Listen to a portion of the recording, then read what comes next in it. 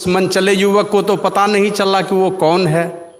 और आप लोग जानते हैं जब शिक्षक क्लास में पढ़ाते हैं तो पढ़ाते हैं सबको, लेकिन जो बच्चे कुशाग्र बुद्धि को होते हैं शिक्षक की निगाह बार बार उसी ओर जाती है, उसको देख के सबको पढ़ाते हैं। चाहे लड़का हो, लड़की हो, काला हो, गोरा हो, उसमें जो कुशाग्र बुद्धि को होते हैं उस पर बार बार दृष्टि जाती है। तो संत एकनाथ जी महाराज उपदेश कर रहे थे और बार बार किसी खूबसूरत माता की ओर दृष्टि डाले हुए थे। तो जब सत्संग समाप्त हुआ तो सारे लोगों ने प्रणाम किया, सब लोग अपने अपने घर को चले गए। अब वो माता जी बीच से उठी और आके संत एकनाथ जी महाराज को प्रणाम करके वो भी चली गई। तो ये सारे मनचले युवक पीछे पीछे चल दिए, कुछ उल्टी पुल्टी हंसी ठिठोली वाली बातें बोलते हुए, ये शायद ही इसका चरित्र अच्छा नहीं हो, यही सोच करके कुछ उल्टी पुल्टी बातें बोलते हुए जा रहे थे वो मनचले युवक। धीरे धीरे वो नदी, गोदावरी नदी के किनारे गई और नदी में घुसी और नदी में ही अंदर में ही समा गई।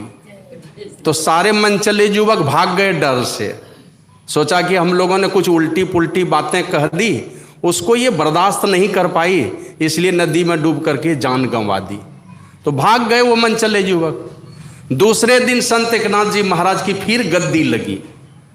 अब बहुत लोग आए सत्संग सुनने, वो मनचले युवक भी फिर आ गए दूसरे दिन कि आज ये महाराज किनको देखते हैं। तो दूसरे दिन जब उस मनचले युवक ने नजर उठा के देखा तो संत एकनाथ जी महाराज जिसको देख रहे थे दूसरे दिन, वो वही माता जी थी जो पिछले दिन नदी में डूब करके मर गई थी। अब सबकी सिट्टी पिट्टी गुम हो गई। प्रवचन घंटों चलता रहा। प्रवचन की समाप्ति के बाद सब लोगों ने प्रणाम किया। वो माता जी भी उठ करके आई संत एकनाथ को प्रणाम करने।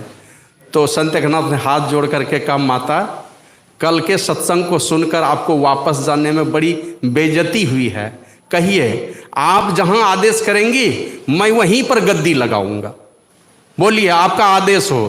तो वो माता कहती है, महाराज दुनिया लाखों पापी तमाम तरह का पाप कर्म करते हैं और मेरे जल में जाके डुबकी लगाते हैं, गोता लगाते हैं और कहते हैं ए गोदावरी मैया तू मेरे पाप को धो देना।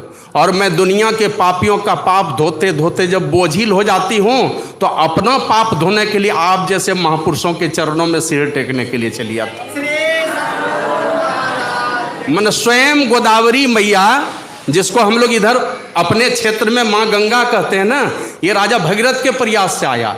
और वो जो गोदावरी है, गोदावरी गौतम ऋषि के तप के 12 वर्ष ब्रह्मगिरी पर्वत पर 12 वर्षों तक कठिन तपस्या की, तो वहां शंकर भगवान प्रकट हुए और उनकी जटा से माँ गंगा, माँ गोदावरी प्रकट हुई है। तो वो भी यहाँ राजा भगीरथ के प्रयास से और वहां गौतम ऋषि के प्रयास से वो क्या कहते हैं, वो गोदावरी नदी प्रकट होकर के आई है, जो अत्यंत ही पूजनीय है। और दक्षिणी भारत में आप लोग जानते हैं नासिक में जो महाकुंभ लगता है वो उसी गोदावरी नदी के तट पर ही लगता है। और वहीं पर आप महाकालेश्वर भगवान का, ये क्या कहते हैं, त्र्यंबकेश्वर भगवान का दर्शन होता है नासिक में। तो स्वयं गोदावरी मैया अपने से चल करके उस सत्संग में आकर के अपना पाप धोने के लिए चली आती थी।